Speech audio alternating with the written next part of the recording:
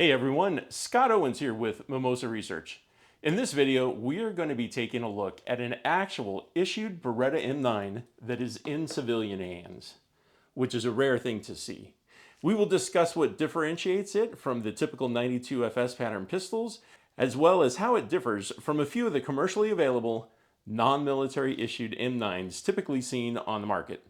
Additionally, we'll delve into some of the factors keeping issued M9s out of the hands of civilians and why that's unlikely to change unless we see a significant alteration to the current status quo. I invite you to stick around as we start off by taking a look at this particular example, which is surrounded by a collection of other actually issued service pistols, both old and new. First, I want to give collectors some pointers on how to identify a genuine USGI M9 versus the more commonly seen 92 FS. On the bench here with me is the issued M9, an Italian-made 92 FS, a 92 FS made in the US, and an interesting USGI training aid that we'll take a look at later.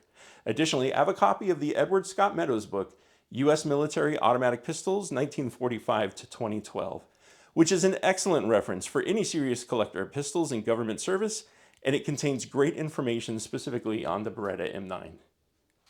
I have my tactical Sharpie with me, which is a little carbon fiber tip, so don't panic when you see me pointing with this.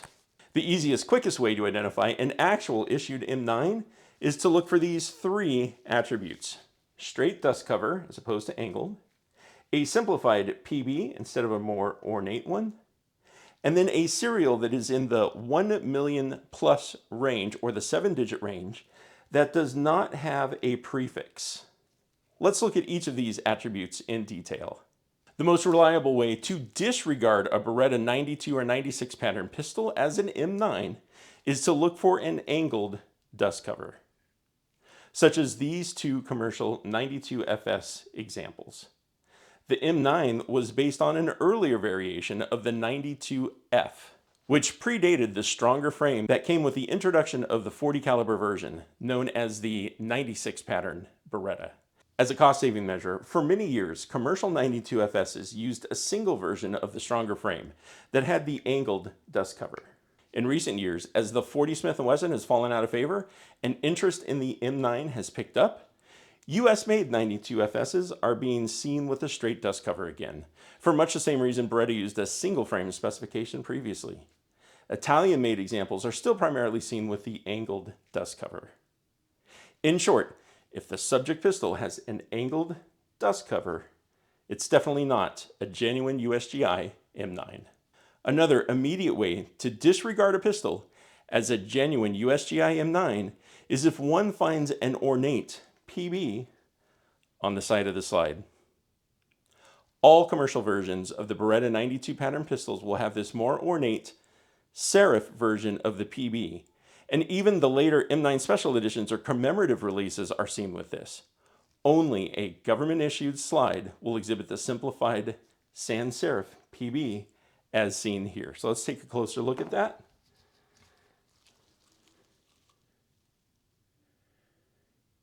Here we can see a PB, which stands for Pietro Beretta, who is the founder of Beretta.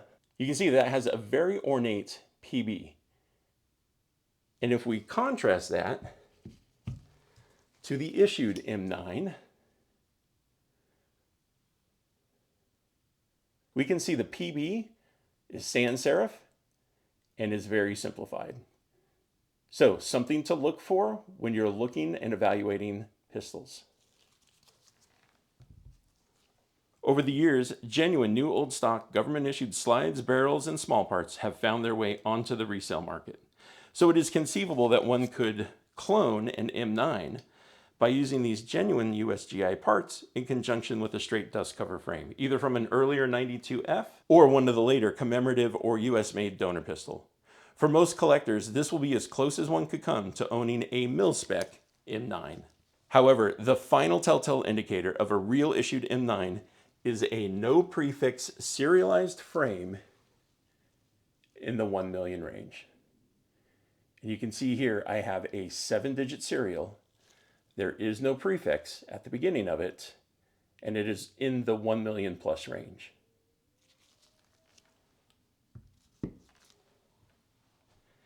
These genuine USGI frames will be further identified by legalese-free manufacturer's text on the other side of the desk cover, as compared to some of the more commonly seen, often called billboard legalese text that you see on this example of a commercial pistol with the angled frame. So let's review. In order to be a genuine USGI M9, the subject pistol must have a straight dust cover, a simplified PB, and a serial that is 7 digits and within the 1 million range.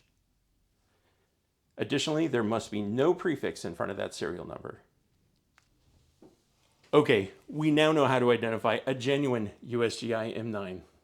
Why is it really unlikely that the collector will find one? As always, it comes down to politics. In simpler times, surplus USGI firearms were rightly seen as assets of the citizens, paid for by their tax dollars, and therefore belonging to them.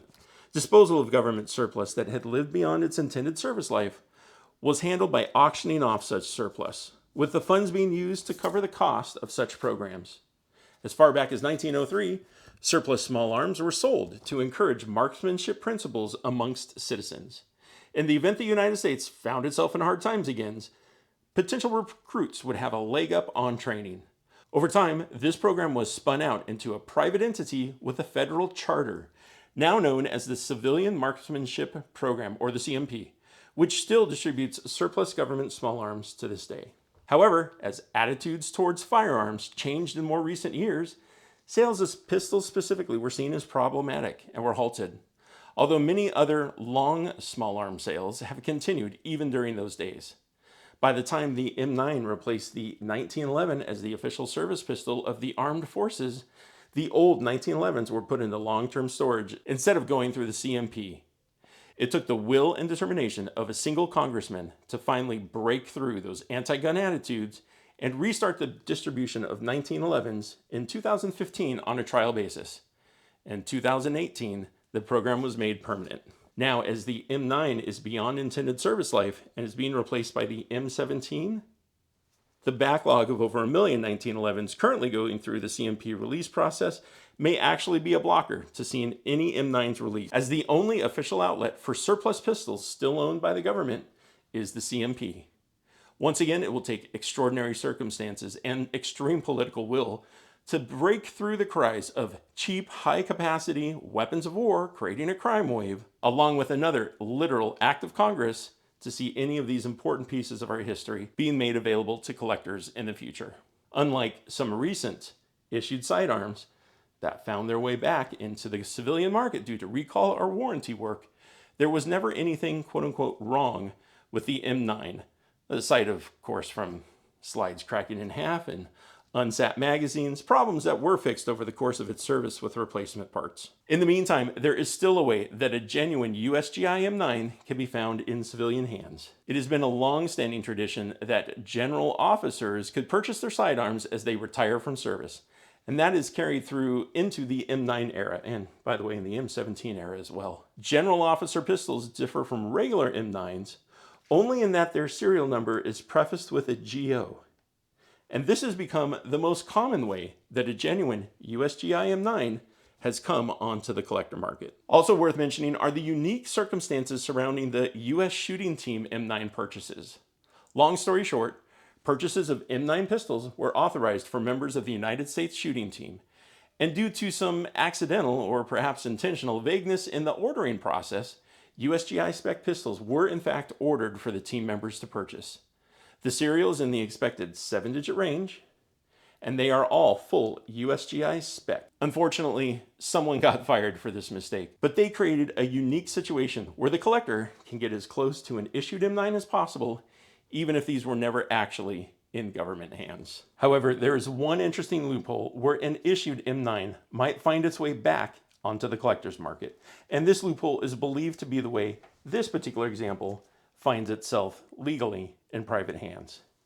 It should come as no surprise that over the years, the United States has supported various foreign governments with financial and material support, including small arms sales, long arms, machine guns, and even pistols, such as this particular M9, which was released for foreign sales 17 January 2023, according to the FOIA report.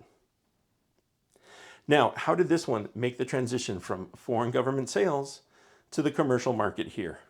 We can only speculate that perhaps it was a battlefield pickup or otherwise it made its way back to the US via a service member or contractor. Regardless, due to that special entry on the FOIA, the government considers this particular pistol off its books, and thus they have no interest in what happened to it beyond that point. Before we sign off here, I want to take a quick look at this really interesting training aid. It is marked with the US M9 information on the slide that really replicates what you see on the actual M9. It does have the M9 profile. And it is marked on the side here, FKD 23757, Fort Knox, Kentucky. Don't know a lot of details about this, but it is hard rubber or plastic. It definitely duplicates the size exactly of an actual M9, but it does have the red tip molded into it to indicate that it is not an actual firearm. So, kind of fun little look at a nice accessory. And it does duplicate in all ways the M9, from the decocker, the disassembly, slide release, magazine release. It's a very close replica. Very cool. I hope you've enjoyed this look at a pistol that is rare to see in civilian hands, despite literally having a million of them made. I'm sure it will sicken you to know that I have seen pictures of pallets of M9s and M9A1s from the Marine Corps being sent to the crusher. Certain aspects of our civilian leadership have conspired to ensure that objects of our history are being destroyed instead of well preserved and distributed to the rightful owners, the American taxpayer. And that is why you can't have one of these without piles of cash. Look for my other videos on the Colt M45A1, the Sig M17 surplus pistols, and other military modern small arms. And I hope I've earned your subscription. Thanks for hanging out with me.